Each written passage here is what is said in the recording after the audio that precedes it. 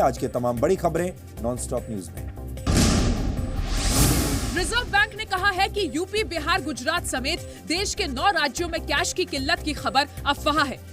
RBI ने लोगों से अपील की है कि देश में कैश की कोई कमी नहीं है और किसी को भी कैश की वजह से परेशानी नहीं होगी। आरबीआई ने सफाई दी है कि डिमांड बढ़ने से कुछ राज्यों में ऐसे हालात बने हैं। मार्च और अप्रैल के महीने में कैश की किल्लत आम बात है। आरबीआई ने कहा कि नोट प्रिंटिंग प्रेस में भी छपाई का काम चल रहा है और कैश की कमी वाले इलाकों में आपूर्ति और तेज की जाएगी। कांग्रेस अध्यक्ष राहुल गांधी 2009 में दिए गए अपने एक बयान पर घिर गए हैं। बीजेपी ने मांग की है कि राहुल गांधी देश के हिंदुओं से माफी मांगे। दरअसल 20 जुलाई 2009 को अमेरिका के राजदूत टिमोथी रोमर से मुलाकात के दौरान राहुल गांधी ने कहा था कि भारत के लिए लश्कर से ज्यादा बड़ा खतरा कट्टर हिंदू हैं।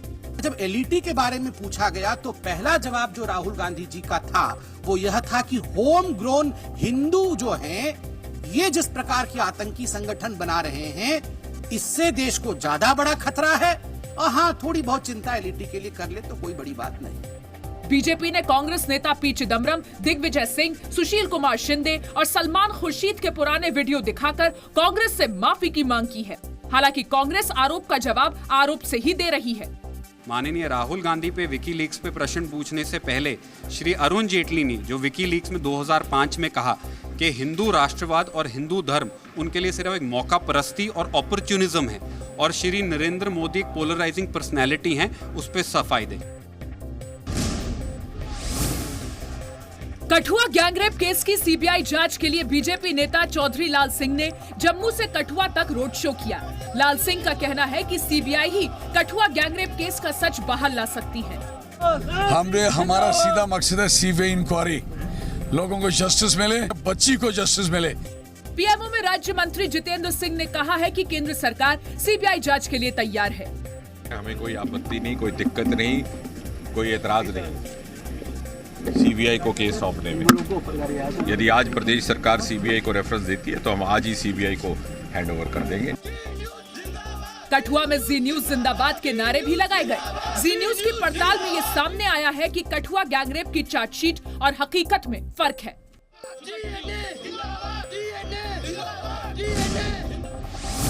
पीएम मोदी ने स्वीडन को भारत का मजबूत साझेदार बताया है। प्रधानमंत्री 5 दिन के विदेश दौरे के पहले पड़ाव पर स्वीडन में हैं। स्टॉकहोम में दोनों देशों के बीच द्विपक्षीय वार्ता हुई। इस दौरान कई समझौते हुए। इन्वेस्टमेंट, स्टार्टअप्स, मैन्युफैक्चरिंग आदि हमारी साझेदारी के प्रमुख आयाम हैं। पीएम ने स्वीडन के उद्योगपतियों के साथ भी बैठक की, जिसमें कई कंपनियों के सीईओ शामिल थे। पीएम मोदी सोमवार देर रात स्वीडन पहुंचे। सारे प्रोटोकॉल्स तोड़ते हुए स्वीडन के पीएम स्टीफन लोवेन ने पीएम मोदी की अगुवाई की। स्टॉकहोम एयरपोर्ट के बाहर मोदी ने भारतीय मूल के लोगों से मुलाकात की, जहां लोगों ने मोदी मोदी के नारे लगाए। पीएम मोदी स्टॉकहोम यूनिवर्सिटी में प्रवासी भारतीयों से भी मिलेंगे। यूपी शिया वक्फ बोर्ड के चेयरमैन वसीम रिजवी ने सुप्रीम कोर्ट में अर्जी दी है कि चांद और सितारे वाले हरे रंग के झंडे पर प्रतिबंध लगा दिया जाए। वसीम रिजवी की दलील है कि ये झंडा पाकिस्तान और मुस्लिम लीग के झंडे से मिलता जुलता है और मुस्लिम इलाकों में इसको फहराए जाने से सांप्रदायिक तनाव पैदा होता है। इबादतगाहों पर या हमारे जुलूसों में हरे रंग पर चांद तारे रंग का झंडा का इस्तेमाल किया जाता है, उससे इस्लाम से कोई ताल्लुक नहीं है। शिया वक्फ बोर्ड के मुताबिक पैगंबर मोहम्मद के वक्त सफेद या काले रंग का झंडा इस्तेमाल किया जाता था, जबकि हरे रंग के इस झंडे का इस्तेमाल मोहम्मद अली जिन्ना की पार्टी मुस्लिम लीग ने 1906 में शुरू किया था। इसे 1947 में मिली आजादी के बाद कुछ बदलाव करके पाकिस्तान ने अपना राष्ट्रीय झंडा बना लिया। वसीम रिजवी ने साफ शब्दों में कहा है कि इस झंडे से इस्लाम या धर्म का कोई लेना देना नहीं है। अब एक और खबर आपको बताते हैं जिसके बारे में पूरे देश में आज चर्चा है, जो कि आपकी जेब से जुड़ी हुई है। क्या देश में एक बार फिर नोटबंदी के हालात पैदा हो गए हैं? आज ये सवाल इसलिए उठे हैं क्योंकि देश के बहुत सारे राज्यों के एटीएम्स में कैश खत्म हो गया है। बिहार, कर्नाटक, महाराष्ट्र, आंध्र प्रदेश, राजस्थान, उत्तर प्रदेश, मध्य प्रदेश और तेलंगाना सहित कई राज्यों में पिछले कुछ दिनों से कैश की भारी कमी है। एटीएम्स में कैश नहीं है। आप इसे कैश का अब तक का सबसे बड़ा सूखा भी कह सकते हैं नोटबंदी के बाद से। आज हमने देश के अलग अलग हिस्सों में लोगों की खाली जेब का एक ऑन द स्पॉट विश्लेषण किया है, लेकिन उससे पहले यह समझिए कि यह भयानक स्थिति क्यों और कैसे पैदा हुई, क्योंकि एटीएम्स में कैश नहीं है ये तो आपको सब बता रहे होंगे, लेकिन एटीएम्स में कैश क्यों नहीं है ये भी तो आप जानना चाहेंगे। आखिर एटीएम्स में कैश कैसे खत्म हो गया, ऐसा कैसे हो सकता है। देश के कुछ राज्यों में लोगों ने जरूरत से ज्यादा कैश निकाल लिया ये कहा जा रहा है, लेकिन क्यों निकाला। इसकी एक वजह यह बताई जा रही है कि कई राज्यों में इस वक्त फसलों की कटाई का वक्त है और इन फसलों का भुगतान कैश में होता है, जिसकी वजह से पिछले कुछ दिनों में भारी मात्रा में बैंकों से कैश निकाला गया है। इसके अलावा यह भी कहा जा रहा है कि financial resolution and deposit insurance bill के बारे में जो भ्रम फैलाया गया उसकी वजह से लोगों ने ज्यादा कैश निकाल लिया। सोशल मीडिया पर ऐसी अफवाह फैलाई गई कि अगर ये बिल पास हो गया तो आम लोगों द्वारा बैंकों में जमा किया गया पैसा सुरक्षित नहीं रहेगा और अगर बैंक डूब गया तो आपका चाहे कितना भी पैसा बैंक में जमा हो आपको 1 लाख रुपए ही मिलेगा। सरकार की तरफ से इसका खंडन कई बार हो चुका है, लेकिन इसके बावजूद लोग एटीएम से लगातार पैसा निकालते रहे और लोगों को यह डर सता रहा था कि अगर ये बैंक डूब गया, जैसा आप जानते हैं आजकल बैंकों में बहुत फ्रॉड हो रहे हैं, हजारों करोड़ रुपए का लोन लेकर लोग विदेश भाग जाते हैं, इसलिए लोगों को ये चिंता हो रही होगी कि बैंक में उनका पैसा सुरक्षित है या नहीं और इस कारण से भी बहुत सारे लोगों ने पैसा निकाल लिया होगा। फिलहाल भारत में किसी भी बैंक के दिवालिया होने की स्थिति में भारत सरकार निवेशकों की 1 लाख रुपए तक की जमा राशि की गारंटी लेती है, लेकिन इसे लेकर यह भ्रम फैलाया गया कि यह बिल पास होने के बाद इस 1 लाख रुपए की रकम की गारंटी को कम कर दिया जाएगा, या तो यानी अब आपको वो 1 लाख रुपए भी नहीं मिलेगा या फिर उसे भी खत्म कर दिया जाएगा। हालांकि एक्सपर्ट्स के मुताबिक बिल पास हो जाने के बाद गारंटी की यह रकम कम होने की बजाय 1 लाख रुपए से ज्यादा बढ़ाई जा सकती है। एक्सपर्ट्स का यह भी मानना है कि बहुत सारे लोगों ने बड़ी मात्रा में बैंकों से या तो एटीएम से 2000 रुपए के नोट निकालकर अपने पास जमा कर लिए हैं और आप इसे कैश की जमाखोरी भी कह सकते हैं, क्योंकि 2000 रुपए के नोट लोग निकालकर अपने पास जमा कर रहे हैं। नोटबंदी के बाद कई लोगों की काली कमाई भी बंद हो गई थी। ऐसे में उनके पास सिर्फ यही रास्ता बचा था कि वो अपना सफेद पैसा यानी व्हाइट मनी का इस्तेमाल करना शुरू कर दें और हो सकता है इसीलिए लोगों ने बैंकों से पहले के मुकाबले ज्यादा पैसा निकालना शुरू कर दिया हो, क्योंकि अब काला धन समाप्त हो गया होगा। पीएनबी स्कैम की वजह से कई लोगों के मन में बैंकिंग सिस्टम को लेकर डर पैदा हुआ है, शक पैदा हुआ है और शायद इसीलिए लोग कैश डिपॉजिट करने से बचने लगे और अपनी जमा की हुई रकम बैंकों से निकालने लगे। देश के कई हिस्सों में एटीएम्स और बैंकों में कैश की कमी पर रिजर्व बैंक ने अपनी सफाई भी दी है।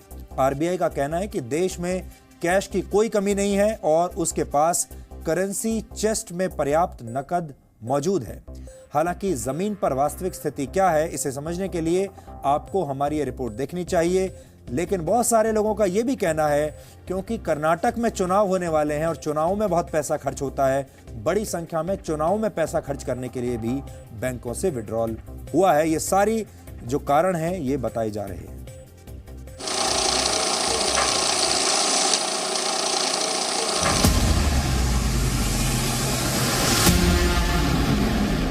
एटीएम में आए कैश ड्रा करने के लिए, मगर कैश उसमें नहीं है। पैसे नहीं मिलते इसके अंदर, कैश नहीं है एटीएम में। बहुत टिकट है, 2 दिन से ऐसे ही हो रहा है। ये बहुत बड़ी समस्या है।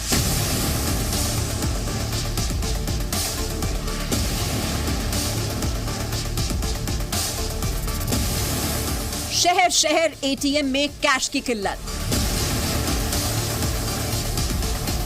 कहां गया एटीएम का कैश?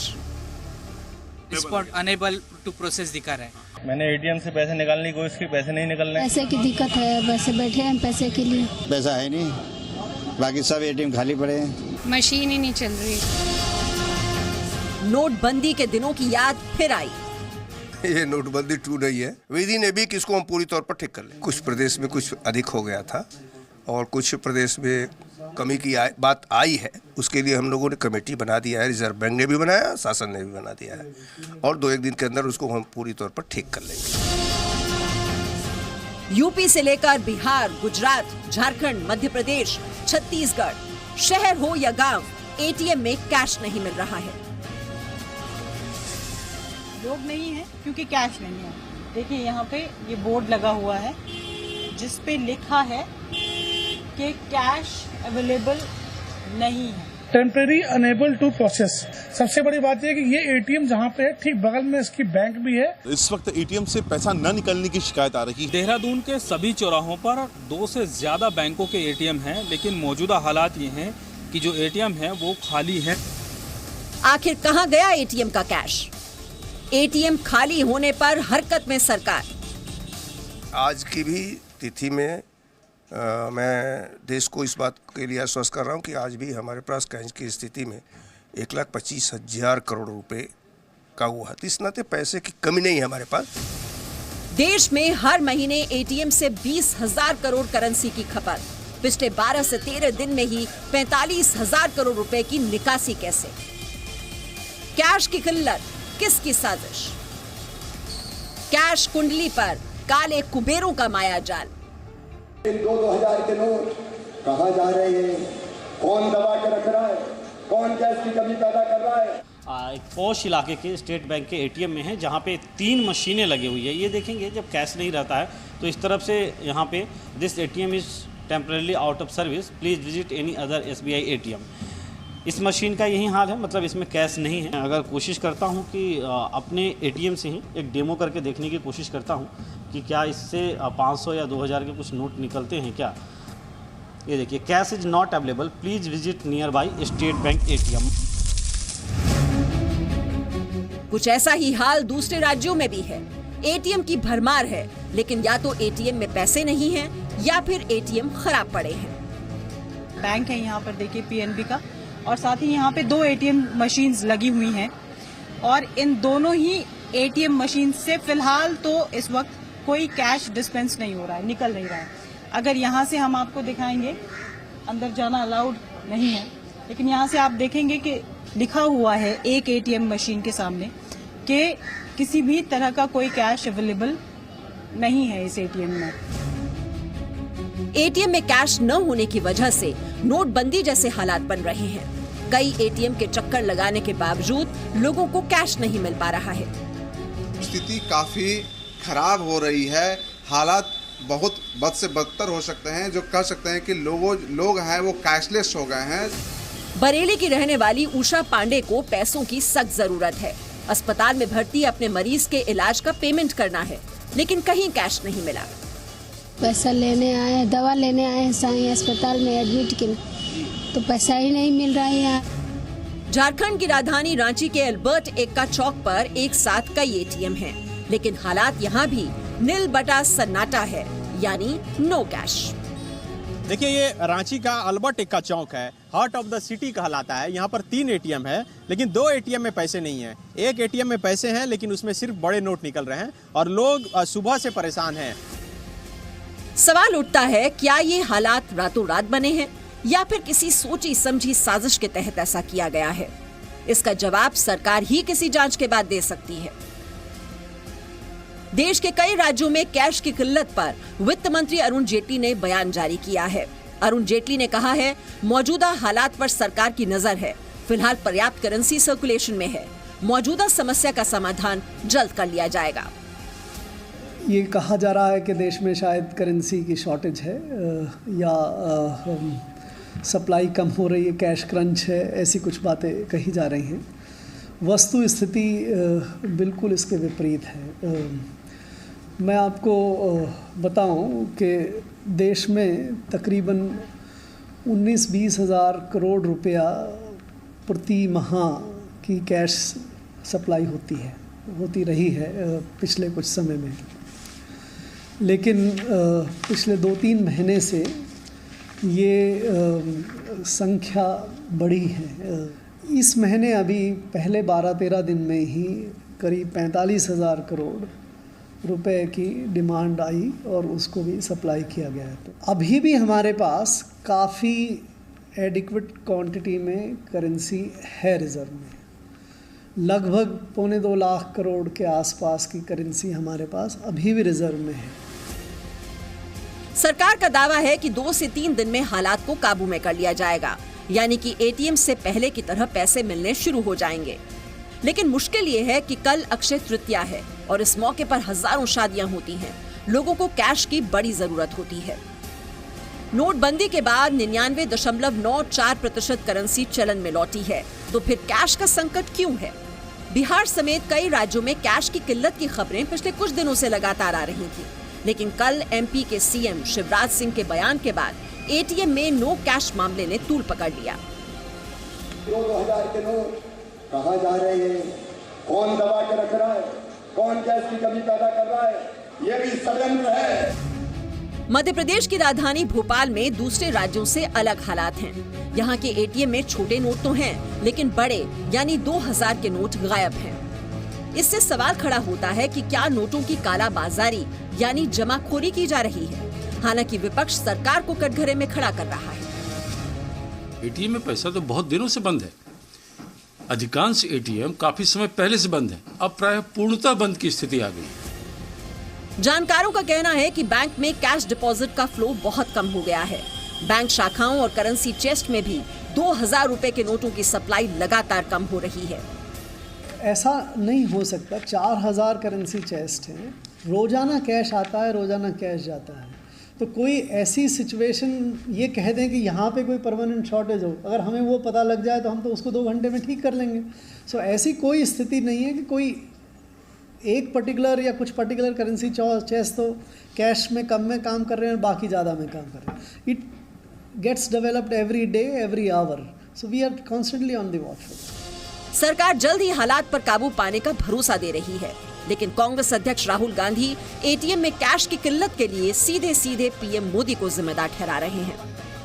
अच्छे दिन आ गए मोदी जी के, अच्छे दिन आ गए और क्या कहेंगे। कहीं पैसा नहीं मिला, गाँव किसान परेशान है। लाइन लगी है भैया एटीएम पे, रिजर्व के घर पे शादियां हैं, लेकिन क्या नहीं मिल रहे हैं भैया लोगों को। crunch in ATMs. What do you have to say about this? Modi ji has destroyed the banking system of the country. That's what I have to say about it. Bihar में सबसे ज्यादा हालात खराब बताए जा रहे हैं। सबसे पहले बिहार से ही एटीएम में कैश न होने की खबरें आनी शुरू हुई थी। लोग अपने ही पैसे निकालने के लिए तड़स रहे हैं, लाइनों में खड़े हैं, पैसे उपलब्ध नहीं हो पा रहे हैं। फिर से वही नौबत आ रही है, इमरजेंसी हालत होता जा रहा है।